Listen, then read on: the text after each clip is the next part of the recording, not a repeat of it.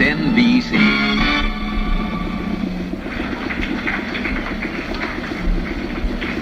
Good morning. I'm William Qualls, security officer at NBC for 5 years. I'm supposed to welcome the David Letterman Show to NBC and to remind you all to carry your NBC identification with you at all times. I don't know who David Letterman is. I don't care who David Letterman is. If he doesn't have his ID card, I'm going to have to shoot him.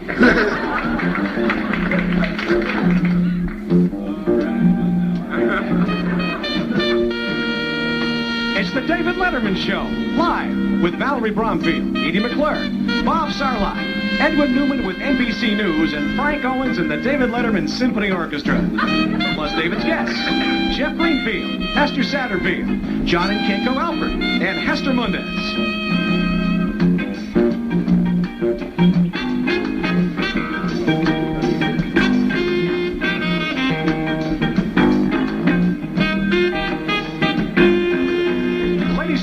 The man for whom NBC canceled 3 game shows, David Letterman.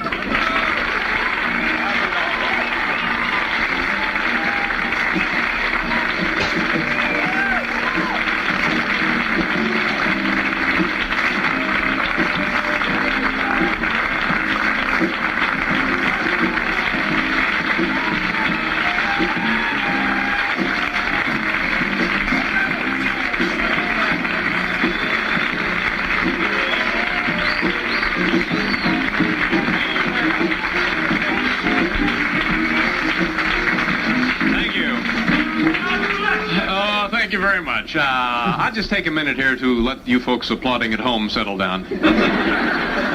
Okay. And you're saying, how do they get such a wonderful, spontaneous response for this guy? Well, I guess drugs would be the answer to that, huh, folks? My name is David Letterman, oh, this is so embarrassing. Could we have a shot of this? Like something you'd see on the freeway, only bigger, you know? It's welcome to the television program. I'm up here in the audience. I guess that's fairly apparent. I gotta say something to you people at home who may be saying to yourselves, what's the deal on this guy's haircut?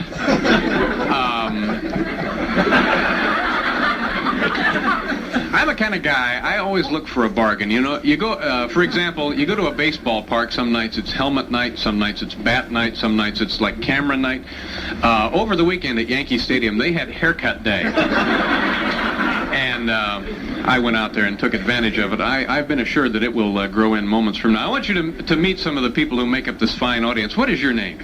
Donna Hayes. Donna, do you mind standing? Oh, she's trembling.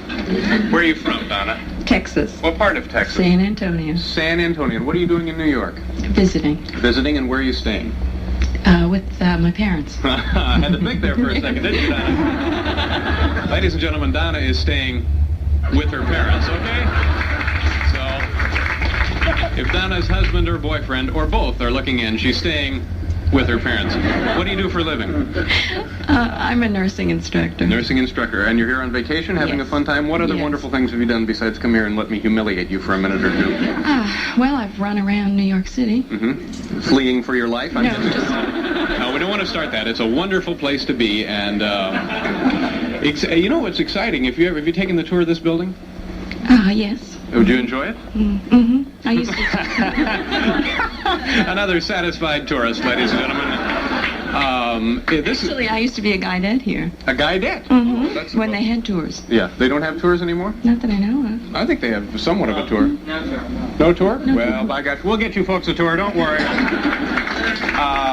If you are wandering through the halls in this building, this morning I saw, you know who Willard Scott is? No. He's the weatherman on the Today Show. Kind of a big guy, so I'm in his shorts in the hallway. So you look for that. Keep plenty of film on hand. Thank you for chatting with me, Donna. Go ahead and have a seat. That's Donna.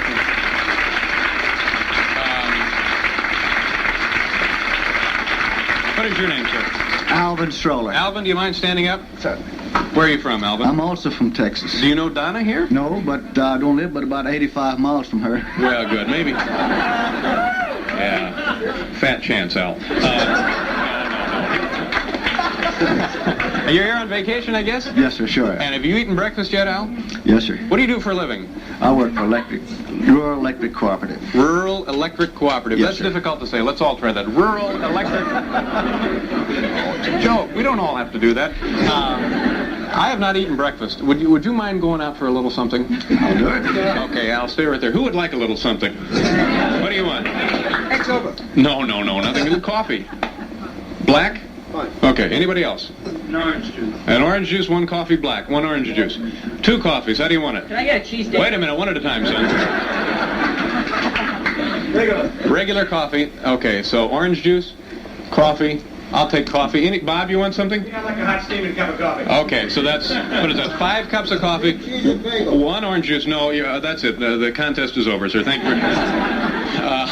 Now, can you handle that for us? I doubt it very soon. No, you can do this. You ever been here before? No, sir, I haven't. All right, well, there's a cafeteria up on the 7th floor. We're on the 6th floor.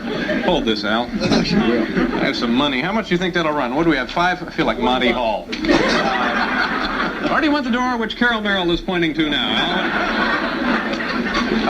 How many coffees did we have? 4 or 5? 5? 5 coffees, 1 orange juice. All coffees were black. There you go, $10, Alvin. If you don't mind, and get a little something for yourself. Do you mind? I'll try. Which direction? This man is trembling with apprehension. I'm going to point you that way. Go on up there, Al. How about a nice hand for Al, ladies and gentlemen? Go on up there. Here, hold this. Do you mind holding that? I have a very definite feeling that Al is going up there against his will, ladies and gentlemen, but he'll be back with coffee moments from now. A lot of people ask me, well, actually not a lot, closer to a couple of people. They say to me, Dave, why don't you tell us a little bit about your background? We actually hardly know anything about you. Of course, we know that you have hosted the Tonight Show, but let's face it, who hasn't? So I thought I'd start off my new show with a brief biography of myself, and I have some visual aids here. Something that not everyone realizes, I was actually born in the first 2-story mobile home ever constructed in the state of Indiana. It's still standing, I believe. And I was raised by professional wrestlers. And you folks have any idea how hard it is to get a picture of wrestlers holding a baby? Apparently not. Okay. So shortly thereafter, I became a street performer, and I would perform things for people on the street. Here I'm being paid some money for simply placing my forehead to the pants cuffs of this elderly gentleman there. I wish I was getting coffee.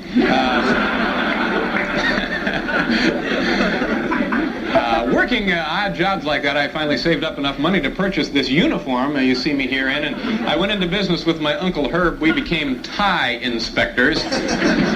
We're examining a specimen here on a pedestrian who has been tranquilized for that investigation. Tie inspector. We'll check these microphones before the end of the day. Later, I, of course, attended Ball State University.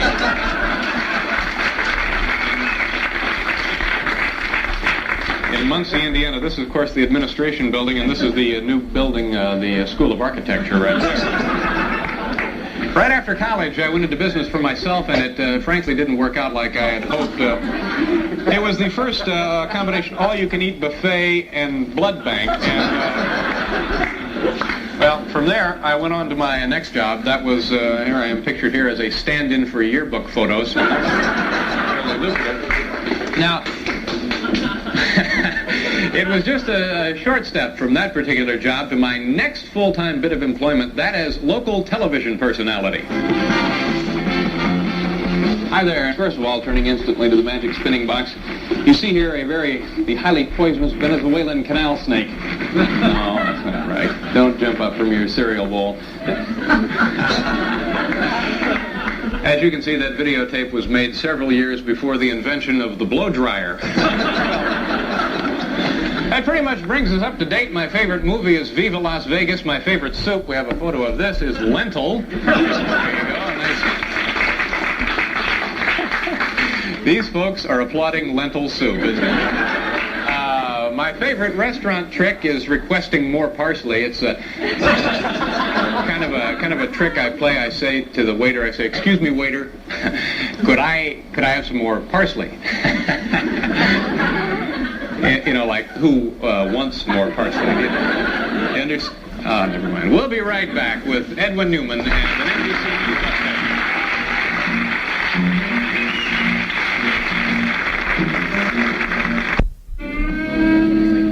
Welcome back to the show. One of the regular features that we will be having twice daily here on the David Letterman Show, going to be news updates. And to bring us that information, one of the best in the business, here now is Edwin Newman. Ed? Thank you, David. Here is the news. Moscow radio today carried a statement about the partial Soviet withdrawal from Afghanistan. Moscow radio said one division was being pulled out and 108 tanks. That's thought to leave 75,000 Soviet soldiers in Afghanistan. At the Venice meeting, where a full Soviet pullout has been demanded by President Carter and the others, a statement on what's been accomplished or will be claimed to have been accomplished is due at any moment. Mr. Carter is to leave Venice today for Yugoslavia, where he will, among other things, lay a wreath at the tomb of Marshal Tito. Thailand today ordered a full alert along the border with Cambodia. That came after Vietnamese soldiers there attacked a refugee camp for Cambodians and chased thousands of them deeper into Thailand. Thailand wants to send the refugees back. In India, Prime Minister Indira Gandhi's son, Sanjay, was killed today when his light plane crashed near New Delhi. The instructor also was killed. Gandhi was at the controls when the plane wobbled and fell. He was considered, after his mother, the most powerful politician in India.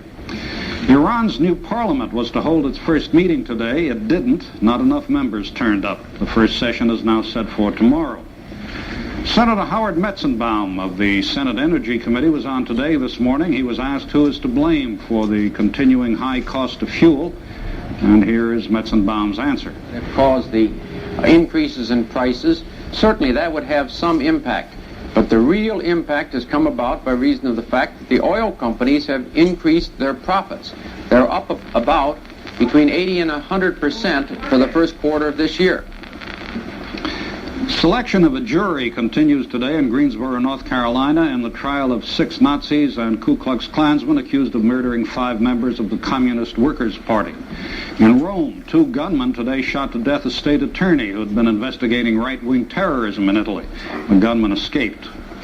In Hartford, Connecticut, a man named Irwin Schiff is to be sentenced today for refusing to pay income taxes. Schiff says the tax collection system is unconstitutional and dollars are not legal tender anyway. By occupation, Schiff is a financial advisor. The world's 4th test tube baby was born today in Melbourne, Australia. A girl, 7 pounds, 14 ounces. She and her mother are well, and so is the test tube.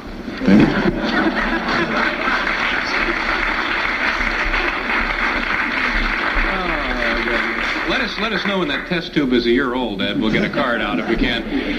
Thank you very much. Edwin will return later in the program with more news, and our program now will continue right after you take a look at this. John and Keiko Alpert will be here. A couple of minutes. Thank you, folks.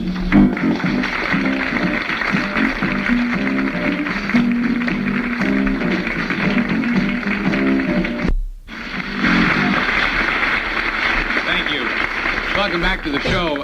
My first 2 guests are young journalists working principally with videotape. They have literally learned their craft on the busy streets of New York City before taking their cameras to the troubled areas of Saigon, Tehran, and Havana.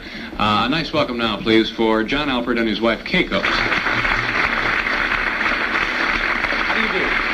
Nice. You look terrific. You don't. Am I pronouncing your name correctly? Keiko? Keiko.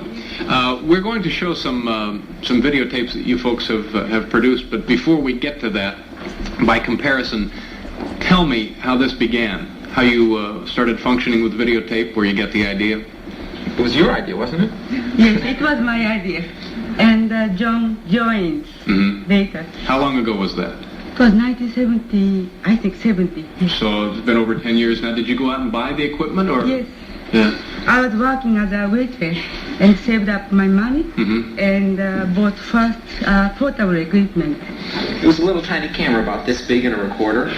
And I was driving a taxi cab. We had some savings and we figured we'd spend the money. Did you ever think that it was a good way to make a living at that when you first got the stuff and were playing around with it? Actually, we lost money first 2 years. Yeah, we were so broke. At one point, I was ready to sell the equipment. It was sitting over in the corner. We didn't have any money to pay the rent. And I said, we got to sell it. And Keiko said, no, give me one chance. And so she used to, she dressed up like a boy, and she used to take us around in a shopping car, the little camera and the recorder, and she would make pictures. And when she came home and showed this to everybody, we all got excited and decided maybe we could get serious. This is something to keep in mind now while we look at the videotapes and how far you two have come. What are we going to take a look at?